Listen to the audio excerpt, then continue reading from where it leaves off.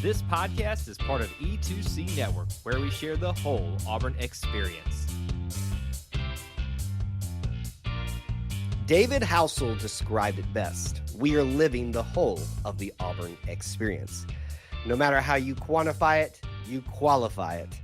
You can define it through a variety of different places, times, people, and experiences. But at its heart, at its core, it is all about Auburn sports, Auburn culture, and the Auburn family. And because it's about Auburn family, whether they're sick or not, you got to have them here to talk about it. That's me, the sick one on the broadcast, Kyle Loomis, your host. And alongside me, as always, is my good friend and in chair number 2, Mr. Austin Scott. Welcome back to the show, sir. Thank you, sir. Welcome back to you. Hope you're doing a little bit better than we talked yesterday for those wondering why this is coming out on a Tuesday. Yes. For those of you that think I sound like a chain smoker, don't worry. It is only temporary because we are definitely recording a day earlier so we could both figure out a way to do this without sounding too tired, too worn out, too sick. And this is the best that we could pull off for y'all. But we did it. We made it. Episode 74 is here. And we got plenty to talk about. It's another reason why we didn't even just skip this episode. We never skip an episode, but delay it by a week because we didn't want to miss so many big things. So many of you know where we're heading with that. We will get to those in the big topics. But as always the case, let's talk about Auburn potpourri. All those little bitty things that we maybe don't want to spend a whole segment on, but we need to talk about. This is actually one coming from one of our live viewers, and I'm so glad they brought it up at the beginning of the show. Let's talk about it at the very start. A little bit of news for Cam Newton. It's always good when we get to talk about Cam, mostly. Yes. He's still a revered figure in our minds, even though he acts a little bit crazy from now and time again. He appeared on, I believe, Shannon Sharp's podcast. Is that sound good? I think so. Sound good? Yeah, maybe.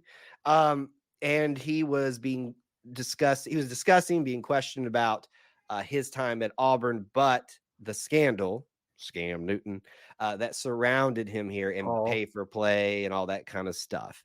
And so what we brought to light, if you haven't watched that full interview, he gave his perspective on things and we don't know all the facts, right, Austin? We can only go off of what was said to us through that interview and what we've been able to gather when that event was actually a big thing. But essentially, and I'm assuming you either watched the whole thing, Austin, or at least saw the snippets of it. I have seen snippets, yes. He said the ones responsible for starting all of the mess were Dan Mullen and his wife. Your thoughts? Yeah, that's what I gathered, and I think that allowed, not what I gathered, that's what he said, and what a lot of kind of reporters were allowed to kind of then therefore say that they're part of it, and kind of that's always what they'd heard, but not something that anybody wants to really go for without the hard facts and surrounding it. But hey, Cam Newton, when it's something said about him, he has no problem saying who he thinks the culprit or the guilty party was. So that's very interesting. If we're remembering it all, because we're coming up on next year will be 15 years since that whole issue. There was a whole argument or a whole allegation put out that Cam Newton's father was asking for $180,000 from Mississippi State to come there from JUCO, which, by the way, $180,000. Think about that in today's world when we're hearing about NIL. That's nothing. And so then it was, in the middle of a championship season for Auburn, it's like, well, if Mississippi State said no because he's not there, what did Auburn pay him, or did they oblige? And so that it tainted, in some eyes, a whole special season for Auburn. And Cam says that at the time, head coach Mississippi State head coach Dan Mullen and his wife were the ones who started all that, which is fascinating, to say the least. Downright shocking. Yeah, and so it doesn't really surprise me, not because I think Dan Mullen's a shady guy or anything. I think he has some of that characteristics to him. I don't know him, but it doesn't shock me for those reasons. I think we would be surprised on how many of these quote sources are actually the people directly involved themselves. So I Yeah. think because it's just like out there, it's more of a shock than it actually is. Yeah, it's interesting that it came back around as late as it did, and Cam's opening up about it now, and he just confirming what all the suspicions were. And again, it is his side of the story. We can't sit here and have Dan Mullen, not that he would actually oblige. Of course, we did call him out that one time in an article, and it actually got asked in his press conference. But Yep, that was a banner day for E2C Network. sure was. We did not get by name in that press conference, but when they asked about the article, anyway, that's another story for another day. I forgot about that. Dan Mullen is always been a bit questionable in a lot of people's minds, and unfortunately for him, Cam kind of confirms a lot of those theories, but at least Cam's getting to have his say now. Let's talk about some local stuff here real quick. I don't know if you saw this, Austin, or not, but I always like to throw in, especially when you and I are talking a lot these days about things changing in Auburn. We have our crotchety old men segment. Yes. Change and everything's changing in Auburn. And we even last week talked about something, that, or maybe it was 2 episodes ago, going away. Yeah. Auburn Art, which is one of those local downtown shops that even if you don't go into it, you see inside of it, you see the logo out there. It's right just there. one of those staples. And I saw a big post coming from them and their owners, and I was like, oh no. Me too. Here we go. There's another one, and the Boo Birds are gonna come out. But And that'd be a big one. That would be a big one. I believe I bought my graduation frame from there. That'd be a very big one. That'd be a very big one. They are not going away. However, they are changing ownership. And I don't have their names of the previous, I guess, still current owners, but the future owners right now to give them credit. But in a world of where you and I get to complain, and along with many others, about Auburn changing, this is one of those times we're actually like, hey, look, a little change is good, just in terms of it continuing with different owners. Yeah, no, I'm the same way. I thought the same thing with you, that, oh boy, another lease is running up, another rent is coming due, and someone can't pay it. But I was really thankful to see that it's sticking around, similar to Byron's in the last year. It's just getting new ownership, someone else to take it on. And I did want to look at this because, Kyle, I don't know. I'm just going to say right for the fact I don't know, but it seems like it might be not too far of a stretch, because I remember seeing the owners, and it's the Hares. And I thought the same thing. Cliff, Emily, Logan, Jackson, Loki Hare. So Cliff Hare should resonate in the Auburn world. I don't know the relationship there. I think that's really cool if there is a relationship there. That would seem not ironic at all if there is a relationship. But congratulations to the Hares on, I'm sure, being able to finish out that sale and being able to do something for the past 13-ish years, I think, really successfully, and glad to see that their legacy kind of will live on by a new owner and hopefully bigger things to come for Auburn Art.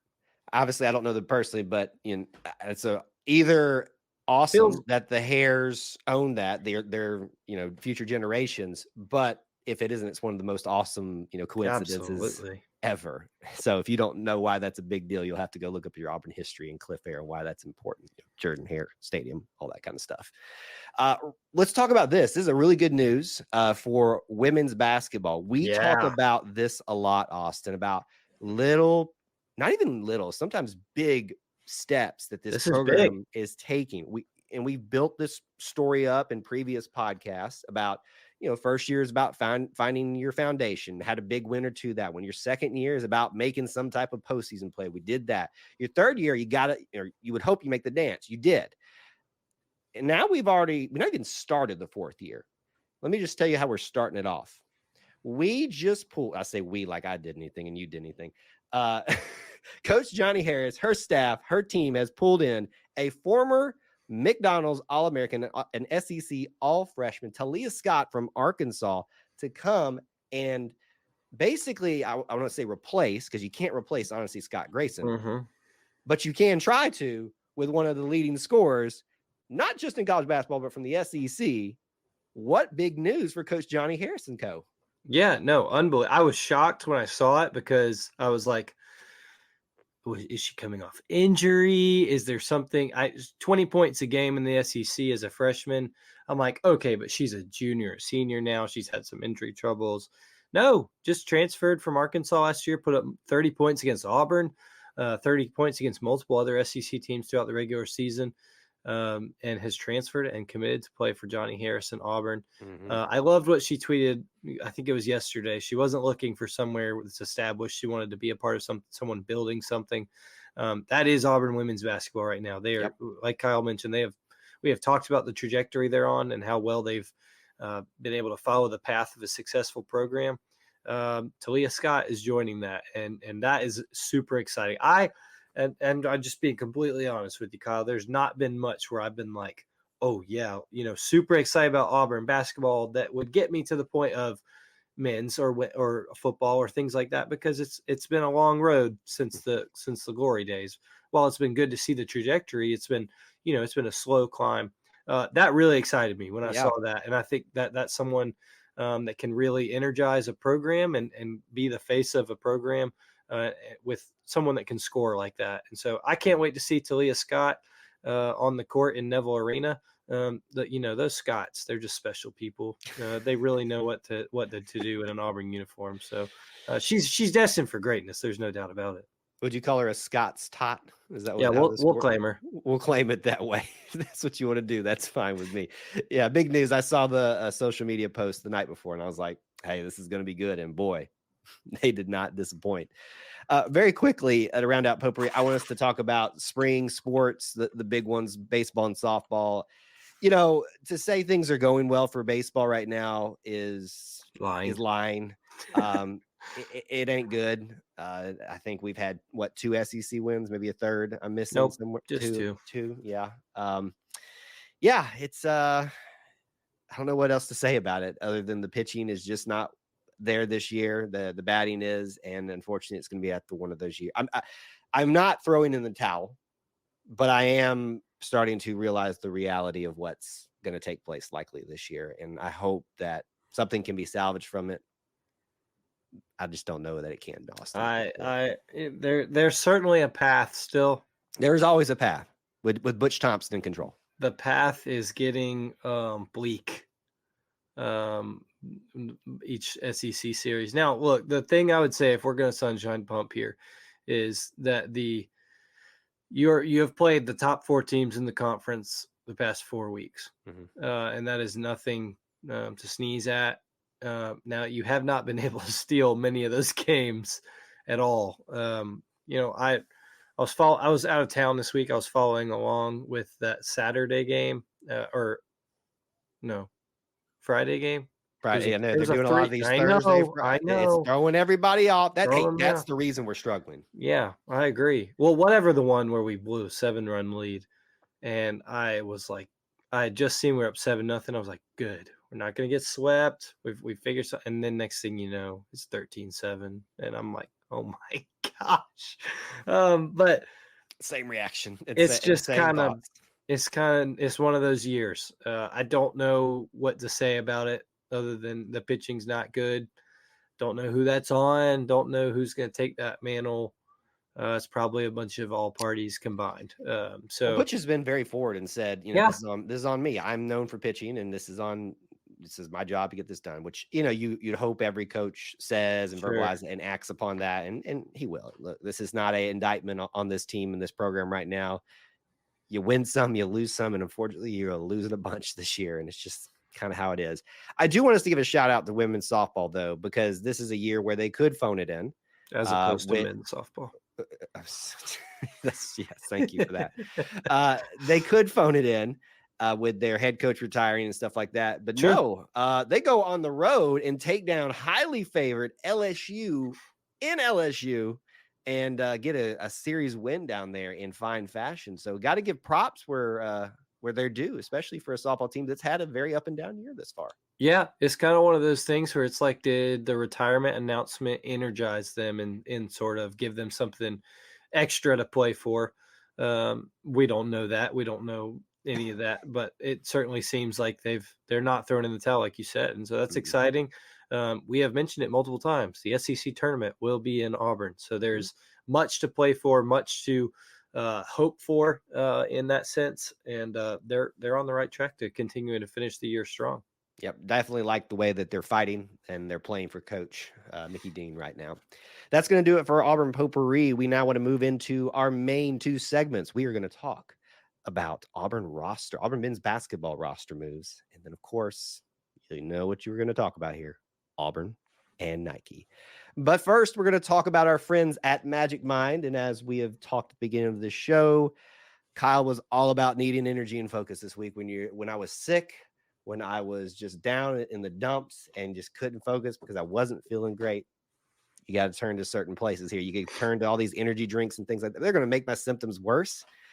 But let's be honest here. Our friends at Magic Minds are the ones that you want to go and take a look at for alternatives to energy that are going to be a healthier option for you, that are going to be more friendly if you have special diets out there. We've talked about this before. If you are vegan, if you're keto, if you have an allergy to nuts, if you need a low sugar diet, these other energy alternatives out there, these energy drinks, they're just not going to be as good for you. Why don't you visit our friends at Magic Mind? You can go to our link, magicmind.com/Auburn, and use the code AUBURN. You can spell it out as you're typing it in and get that 56% off a subscription or the 20% off a one-time purchase. Again, that is visit magicmind.com/Auburn. Use that code Auburn for 56% off the subscription or 20% off the one-time purchase. We're still talking about basketball, folks. When Bruce Pearl is in control of your program, there is never a time that you shouldn't be focusing and thinking about. Which he is still in control of our program. Oh, is that news or something? Because I was told Kentucky was coming for him, or that they didn't really want him, but they'd take him. If they wanted him, they would go get him. That's how I understood it, right? Well, they're all really hoping that yeah.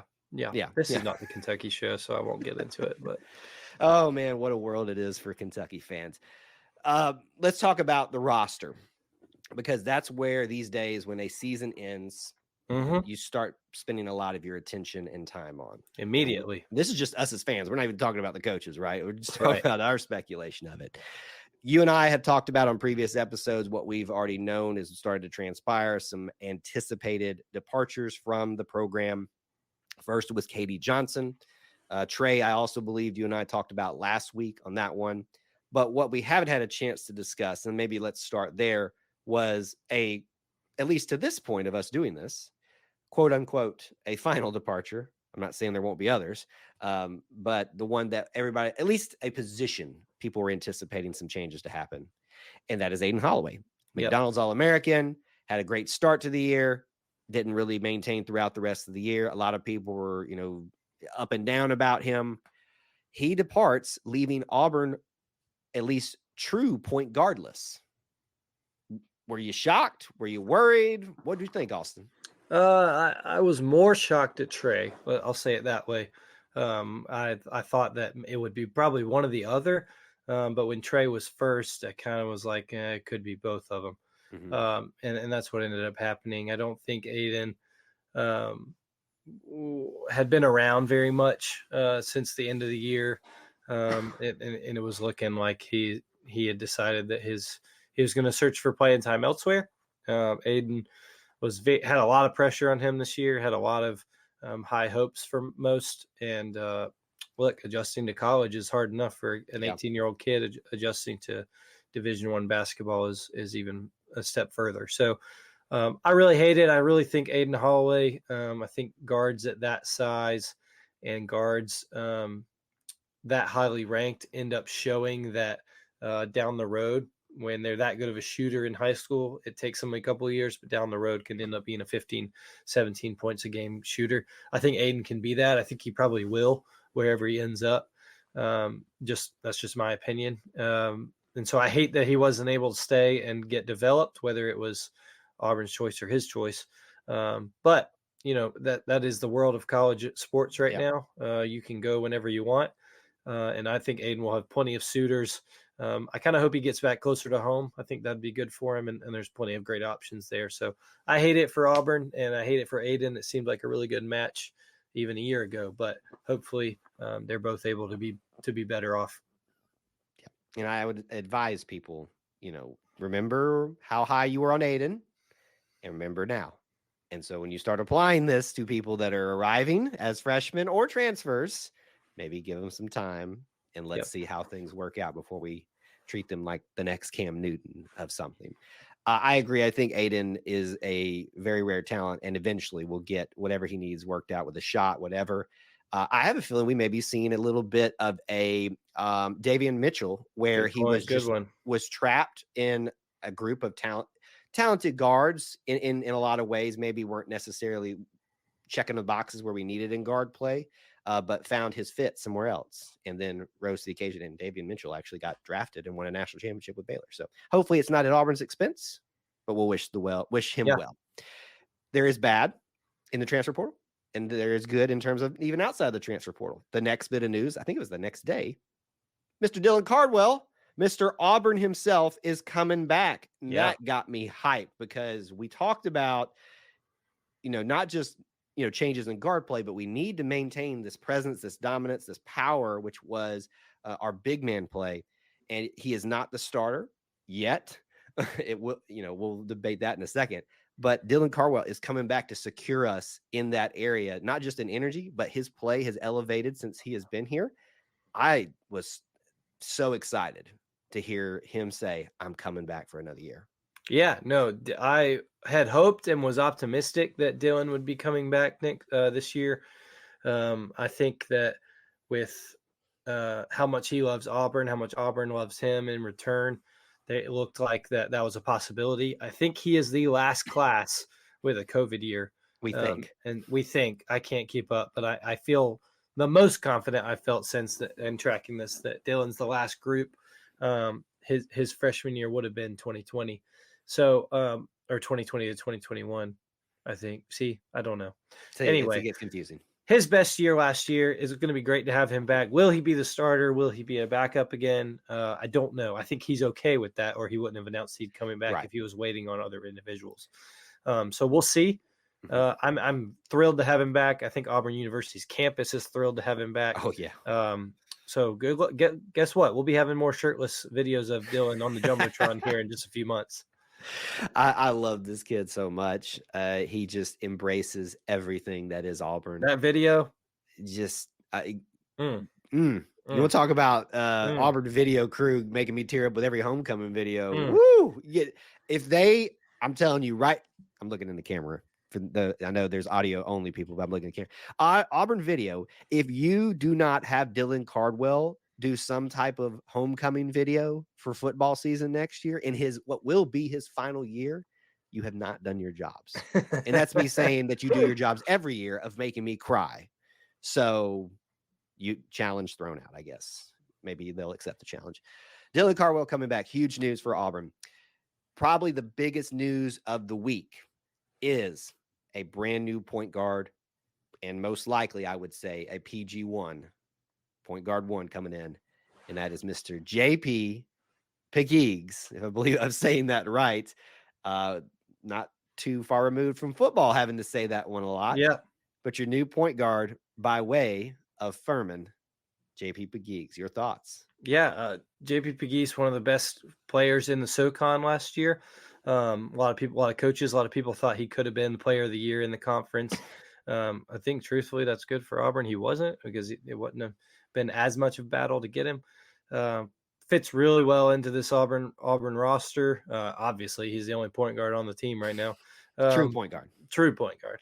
But I think that he's a veteran. He's got years of experience. Has NCAA tournament experience, and has played with high level teams, and will get to be a part of a talented roster as it stands right now, and could be.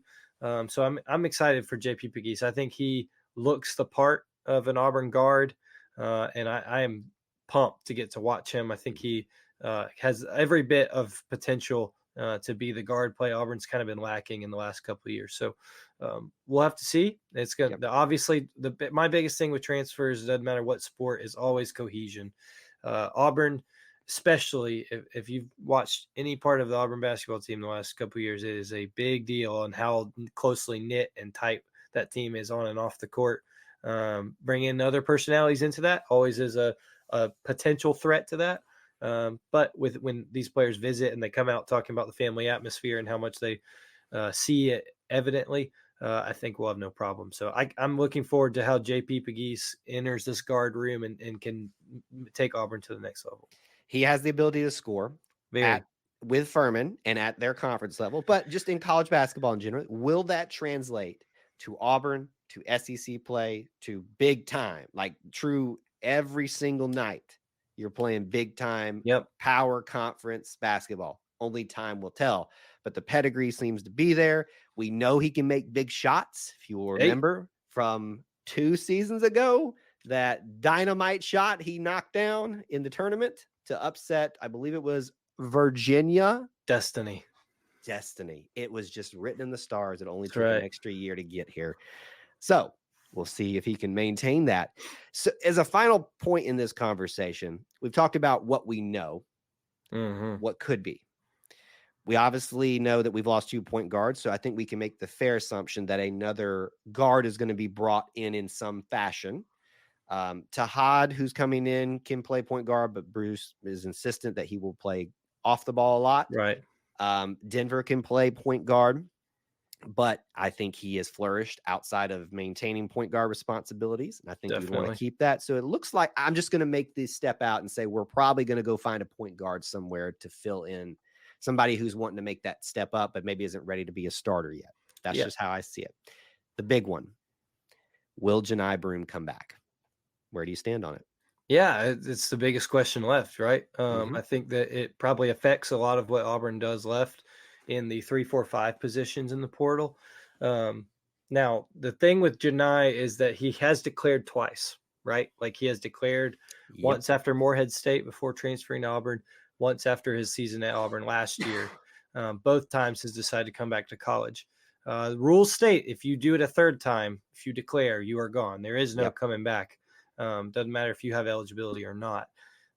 So that is where we're at. If Janai announces, we can close the book on Janai in college, Janai at Auburn. I think that it is probably Auburn or pro. I don't, I'm sure there's teams all around the country that would love to have Janai Broome in the transfer portal and are probably making that known through different channels.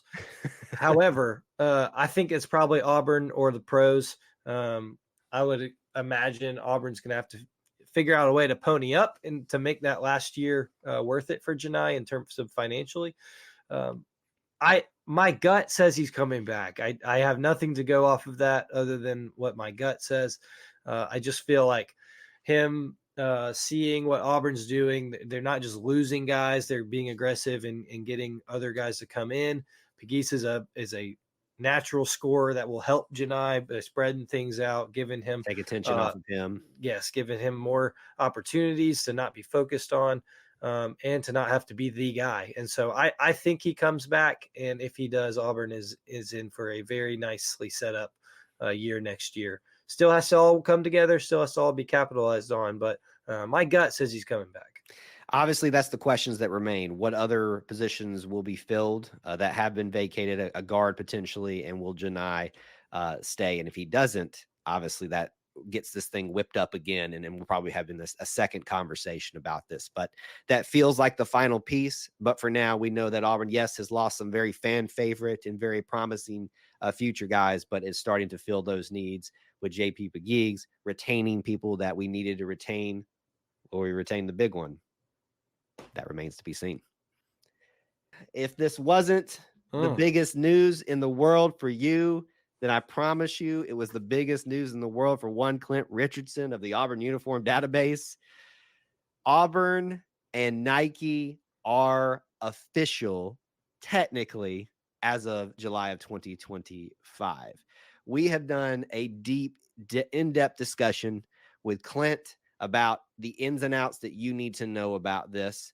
But that doesn't mean we're done talking about it. We're going to talk about it. I know Austin's got opinions that he wants to share, he wants to discuss, but do go check out our conversation with Clint Richardson. You can find the live stream format, the audio format on our podcasts. It's everywhere. Go check it out. But I want to give the floor to you to start off with, Austin, because I've got an opportunity to talk about this a lot with Clint, myself, on various live streams. So people are very probably familiar with what my take on this is. Let me hear your thoughts, Auburn and Nike official as of July 2025. Yeah, I'll be honest. I was really excited. It's kind of where I thought things were headed. I think it's what the majority of people have assumed was coming ever since this Under Armour deal kind of approached its ending, Hmm. or approached its end of exclusive negotiation Right. period. And so I wasn't shocked by it. I wasn't super, caught off guard. It is something I was excited about because I think it what's the word? It affirms to me and to many others, Auburn is still that sought after product. It is still that sought after brand, by many, especially a company like Nike and a company that has numerous amounts of teams already at its disposal. Auburn is still one to be valued. I totally get the concerns about, is Auburn just another fish in the sea? With Under Armour, Hmm. they were the cash cow and the goat. Um, but I think that Auburn at some point needed to get out of their apparel deal something that they wanted, and not just kind of as one sided as it felt like with Under Armour sometimes. I think a lot of the coaches, I've always stood on, if the coaches want it, that's what I want, because it helps their job. It makes them more successful.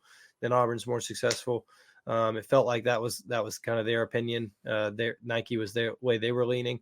So I'm excited about it. I'll be honest. When I was in Colorado this past week and visiting my brother who works at the University of Colorado.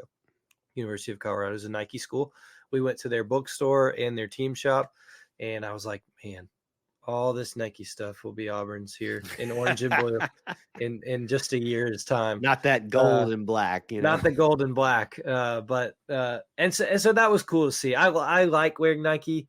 Um, I think their shoes are great. I think their shirts are great. It's a good fit for me, and so I'm excited about it. My wallet is not, but I'm looking forward to next summer. And you mentioned Clint. Um, Everything I think it was more of a reason. It wasn't a surprise to me because Clint has been on top of it for the past decade, Since um, birth, pretty since birth. much. Came out of Uh, the womb just like saying, Nike, Nike are under. Nike, Auburn will have Nike at some point, Gaga. And so I think, Really weird images in my head, and now I can't get them out. Thank you for that. is he wearing a flat bill in your image of Is the he baby? wearing a Because he is in mine. You can't make me laugh while I'm sick. Okay. Thank you um, for that. but anyway, to kind of end that, and on a random note, congrats to Clint and his network, his website on such a banner day, and even his own media tour. It seemed like he is the person that has been waiting on this and has been on top of it. So congrats to you, buddy, and we're all going to be continue to tune into you as this next year unfolds. Yeah. I know we call this a Super Bowl, but his work is not done. Yeah, I would like for us to maybe to talk about the pros and cons of this, yeah, because we talked about the facts with Clint, and a lot of speculation there. That's better served for him. But you and me need to talk about that. And I think we're better served here because I find myself not on the negative side of this, but I actually preferred Under Armour for a sure, variety of reasons. So let's talk about like those angles. You brought up one, Auburn moving to Nike brings you into the fold of a lot of teams yep, and part of a big thing there. When you were with Under Armour, you were one of the big dogs. It was Notre Dame and you, pretty yep, much. I mean, yeah, Maryland is where their founder's from, but come on. Maryland's not really relevant in any of the big sports right now, so it's not that big. So it's Notre Dame and Auburn, and some would argue maybe Auburn in some ways could be on even playing field with Notre Dame. So I guess in your mind, which one, I don't know if this is the right way to ask this, what's the better option there, to be the bigger fish in the bigger fish in the pond, or the smaller fish in a bigger pond? Like, yeah. It's a good question. I think that was probably Wade when deciding to leave. I'm sure it was at Notre Dame too. But I think my concern with if you stay is, and like you said, this is probably more into Clint's area, is why are so many people leaving, and why is Under Armour kind of struggling financially and things like that. And so I don't want Auburn to get caught on that. If something, let's just say, I what don't know, happened? something happens and Under Armour goes belly up and we're stuck with whatever scrambling, that would not look good for Auburn. It would not be good for Auburn and its student athletes and its coaches. And so I think that there is probably a sense of security with Nike. And they're not going anywhere. I think we Mhm. all pretty much know that Yeah. they're established enough that seem to be trending at the right direction. Now, look, I mean, what when they signed this deal with Under Armour, it looked like they were the next up and coming thing. They were going to be battling Nike for decades, and it's kind of turned the other way. So anything can happen, but I would imagine a sense of security is kind of Mhm. the feeling with, Yeah. even though you're smaller and you're among all these other teams that had to play a role. I think that's where I was going to go next. So I'm glad you brought that up. That kind of almost negates. I would say if you Mhm. talk about pros and cons, it is a con in a sense to not have to be just another school amongst all the other ones and a lot of the big schools too.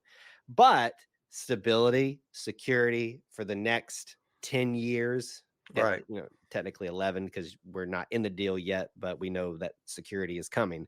And so when the next 10 years comes around, who knows what happens? I doubt that you'll be switching back Yeah, I don't because see this that. this is what people clamored for. But who knows? Maybe there's the next up and comer that Auburn wants to take advantage of. I like Auburn being different, setting trends, and utilizing that. In fact, one of the things I brought up is that it's hard to differentiate yourself from your big rivals when you don't have something different to offer, and especially when some of your biggest rivals are offering the championships right now. That's a Sure. big differentiator there. So that one I'm going to kind of put in the con, but I also acknowledge that pro of you have that stability, you have that moving forward. This is one that's, I think, coaches will say it, rational people will tell people this, but some people will not be convinced. I want to hear what your take is, that this somehow is going to magically just save Auburn recruiting as if it was already bad or something like that. Where do you put Now, that in the pro con column? yeah, the only way I see that argument is with AAU and basketball tournaments. Mhm. It's the only area that makes sense to me because certain brands put on certain tournaments and their coaches are allowed to come to those because it's one of their, I don't know, rights or perks of being a Nike or Under Armour or Adidas school.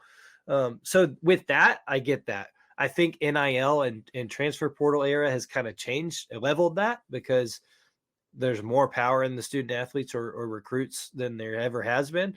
And so if they want to talk to somebody, they can talk to somebody regardless if they're at their AAU tournament. I mean, for crying out loud, it seems like they've all got agents now. And so I don't think that's as much of a concern. I don't see that with football. I don't see that with Right. soccer or track or And see, that's what baseball. most people think too, is that Correct. somehow this is going to magically No. make football recruiting just hit the roof. And I'm just like, folks, that's such a naive way to think. And Don't, and look, and I think the only thing that or not the only thing, but I think a big thing that kind of lit the flame on that narrative more is seeing all these former players to be like, oh, we couldn't stand those Under Armour cleats or all this. But like, how many? Just please bring me one example of someone committing to Auburn and being like, yeah, I just love Under Armour. but Austin, Or but no, no, no. Austin, I'm going to go the other way though and say, please tell me one example where someone was like, I just really want to go to Alabama because they have Nike. Like, I know that we want to act like this matters in the gear and that these kids want it, but no, they're either saying I want to play for Coach Saban or I want to feel an Auburn family atmosphere. Like, I've right, never once heard of an apparel deal come making up a with difference. these these kids recruiting. Like, it's asinine to think about, and it doesn't Big make any words tonight. sense. Well, it's just dumb to think that that actually matters. And then we have coaches like Coach Freeze, who's gone on record to say, this has never come up with me in recruiting. It has never been We put something it out on social media this week, folks, if you need proof. that that is a Power 5 SEC top 15 college football program coach telling you he's never had an issue with recruiting. Now, Yeah. and I would like you to compare that to a coach who in the past at Auburn said they did have issues recruiting and why they're not here anymore. And why they So don't have well, I guess they do technically have, they have a job. he has Yeah, a they have job, he has a stud. I mean, back up, but it took him a while to get another one. He had to sit under Correct. Calipari's wings forever. Yeah, if there's any, so the best example you can have in terms of putting that in the pro column is for basketball. Right. What's Auburn been lacking since Bruce Pearl got here? And he's been Exactly. doing it with Under Armour. So even though I've just fought this being a pro, I'm still going to put it in the pro column. So I don't want to be petty. I want to be fair because I agree with you that I can see the slightest benefit. But if you're still carrying this torch, that recruiting is somehow going to be maximized. I got some, land under sea level that I want to sell you. So let's talk after the show. Anyway, I think that's most of the pros and cons. If you cut down to it, the biggest pros, I think, and we don't have the financial figures in front of us, and I would imagine think that'll matter. That'll be think interesting to see. if that ever comes to light with some of Right. our media people doing, freedom of information and all that kind of stuff.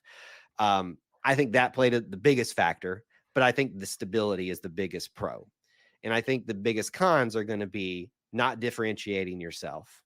And then, is there some negative recruiting effect that was going on? So what I think we've built here is that the pros were just too strong to not go with Nike, even if you're someone that is like me who preferred Under Armour, because I'm not unhappy. I'm just disappointed because I liked us being different and unique, and that's what I value in the Auburn experience. I think that's totally fine, and I think that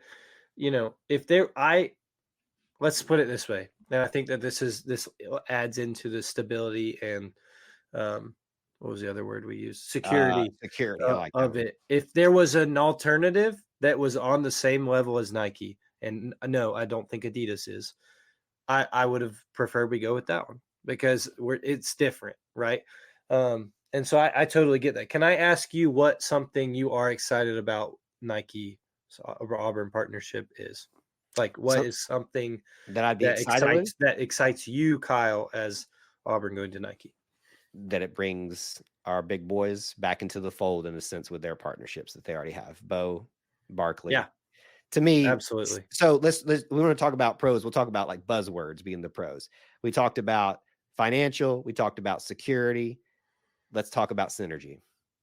Yeah, true. I mean, that's it. I mean, I think that's the big ones right there. It kind of completes your big people, your big voices out there who now are also going to be able to be utilized more properly.